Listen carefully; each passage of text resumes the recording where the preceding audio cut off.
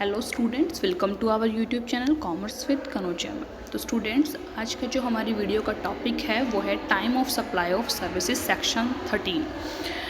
According to section 13(1), the liability to pay tax on services shall arise at the time of the supply as determined in accordance with the provision of section 13। कब arise होती है? जिस दिन time of supply होती है, इस time पे time of supply होती है उस दिन उसकी टैक्स लाइबिलिटी अराइज होती है। प्रोविजंस कौन कौन से हैं time of supply of services से रिलेटेड? देखिए, 4 प्रोविजंस हैं, यानी सेक्शन 13 के आगे 4 सब सेक्शन हैं। Section 13 subsection through supply of services under forward charge, supply of services under reverse charge 13(3) में आ जाएगा। इन case supply bye vouchers, vouchers के थ्रू जो सप्लाई है वो सेक्शन 13 सबसेक्शन 4 में आ जाएगी। और रेजिडुअल प्रोविजन हैं सेक्शन 13 सबसेक्शन 5 के अंदर आ जाएगा। तो फर्स्ट प्रोविजन पढ़ेंगे supply of services under forward charge within prescribed period, section 13 subsection 2। तो देखिए, time of supply of services shall be the earliest of the following dates. देखो, फॉरवर्ड चार्ज के अंदर इन 2-3 केसेस दिए गए हैं, उनमें जो सी पहले डेट आएगी वो in case issue of invoice with in prescribed period, यानी कि जिस टाइम पे इशू ऑफ इनवॉइस मतलब इनवॉइस इशू किया गया एक प्रॉपर टाइम पीरियड के बीच में, वो if the invoice is not issued with in prescribed period, जो पीरियड बोला गया है उसमें अगर इनवॉइस इशू नहीं किया गया, ठीक है।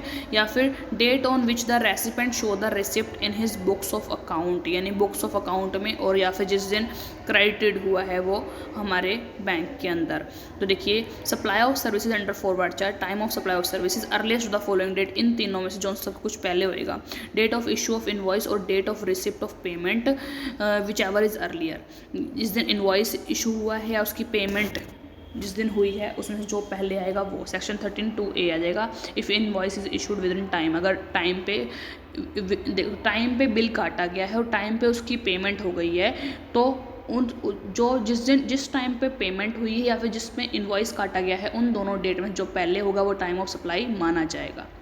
वो डेट टाइम ऑफ सप्लाई की डेट मानी जाएगी, डिटरमाइन की जाएगी। Date of provision of services और date of receipt of payment whichever is earlier, जिस टाइम पे जो सर्विसेज प्रोवाइड की गई है प्रावधान है date of provision of services का, या फिर date of receipt of payment, जिस टाइम पेमेंट हुई है उसमें से जोन सी डेट पहले आएगी वो सेक्शन 13(2)(b) के अंदर आ जाएगा। If invoice is not issued with in time period, यानी कि टाइम पीरियड वो जो प्रेस्क्राइब टाइम पीरियड है उसके अकॉर्डिंग अगर इनवॉइस इशू नहीं किया गया है तो सेक्शन 31 को यूज़ करके जो लीगली बाउंड लास्ट डेट होगी उस दिन इनवॉइस को माना जाएगा, और पेमेंट ऑफ या टैक्स है उन दोनों में जो सी पहले डेट आएगी वो मानी जाएगी।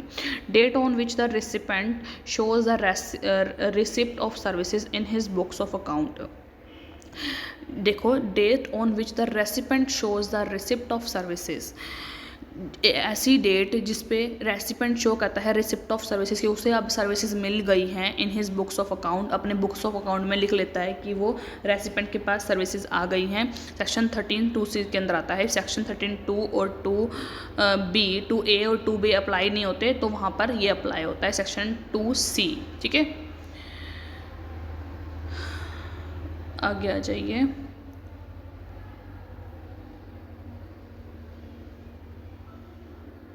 तो एक ये देखिए, determine of date of receipt of payment, जो लास्ट वाला था उसमें अर्लियर ऑफ द फॉलोइंग, जिस दिन या तो बुक्स ऑफ अकाउंट में पेमेंट आपने एंटर कर ली है, आपकी बुक्स ऑफ अकाउंट में एंट्री हुई है जिस दिन वो, या फिर पेमेंट आपके बैंक में क्रेडिट हो गई है, उन दोनों में जो सी अर्लियर होगी वो डेट मानी जाएगी, ठीक है, रिसिप्ट ऑफ पेमेंट की। सेकंड है supply under reverse charge basis. तो देखिए, रिवर्स चार्ज बेसिस में 13(3) सब सेक्शन आता है। In case of supplies in the respect of which tax is paid और liable to paid on reverse charge basis, the time of supply shall be earlier of the following dates, namely the time of supply है इन दोनों में से जो पहले होगा वो मानी जाएगी। देखो, date of the payment of debited bank into account और 60 days from the date of issue of invoice, या जिस दिन बैंक में पैसे आए हैं डेबिट हुए हैं वो दिन, या फिर जिस दिन इनवॉइस इशू हुआ है उसके 60 डेज के अंदर दोनों में से जो पहला होगा वो डेट मानी जाएगी।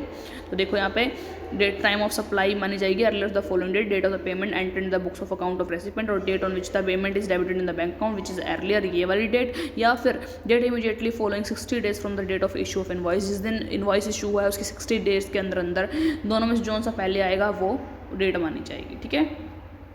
Time of supply in other situation under reverse charge, तो देखिए however there is not possible to determine a time of supply under section 13(3).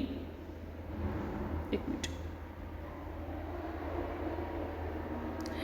देखो कई बार ऐसा होता है कि 13(3) के अंडर भी हम सेक्शन ए के अंदर और 13(3)(b) के अंदर हम वो नहीं निकाल पाते हैं कि रिवर्स चार्ज के अंदर, तो कुछ अदर सिचुएशन आती है। टाइम सप्लाई क्या बनेगी अदर सिचुएशन के अंदर रिवर्स चार्ज के अकॉर्डिंग, देखिए if not possible to determine the time of supply under section 13A date of payment of debited bank account और 60 डेज प्लस में date of issue of invoice, अगर हम फिर भी निकाल नहीं पा रहे हैं देन टाइम ऑफ सप्लाई क्या मानी जाएगी, date of entry in the books of account of recipient of supply, जिस दिन एंट्री हुई है उसकी बुक में तब मानी जाएगी, ठीक है।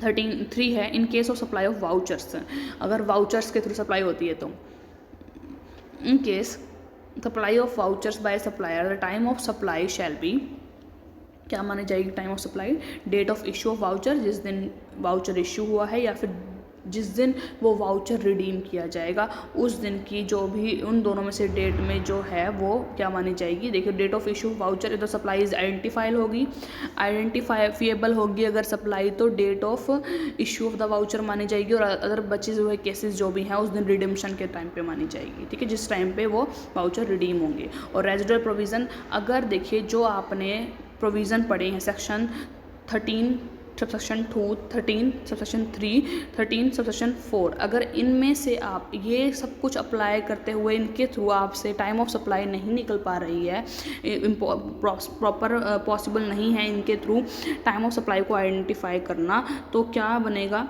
फिर टाइम ऑफ सप्लाई कैसे आइडेंटिफाई की जाएगी, डेट ऑफ फाइलिंग रिटर्न, जिस दिन रिटर्न को फाइल किया है वो मानी जाएगी। In case of where periodical return has to be filed, जहाँ पर बहुत सारे पेरियोडिकल रिटर्न फाइल किए जाते हैं तो जिस दिन डेट ऑफ फाइलिंग रिटर्न है उसको टाइम ऑफ सप्लाई मानेंगे, या फिर जो अदर केसेस बच गए उसमें date of payment of tax को हम टाइम ऑफ सप्लाई मान के चलेंगे। तो ये कुछ प्रोविज़न्स हैं, रेजिडुअल प्रोविज़न्स हैं। अगर हम इन ऊपर वाले जो हमने सेक्शन पढ़े हैं सेक्शन 13(2), 13(3), 13(4) के अकॉर्डिंग अगर हम टाइम ऑफ सप्लाई को आइडेंटिफाई नहीं कर पा रहे हैं तो यहाँ इसके थ्रू आप इस चीज़ को यूज़ करके फाइलिंग रिटर्न और पेमेंट ऑफ टैक्स के थ्रू आप टाइम ऑफ सप्लाई को मान सकते हैं कि ये टाइम ऑफ सप्लाई ये रहेगी, ठीक है, डिटरमाइन कर सकते हैं।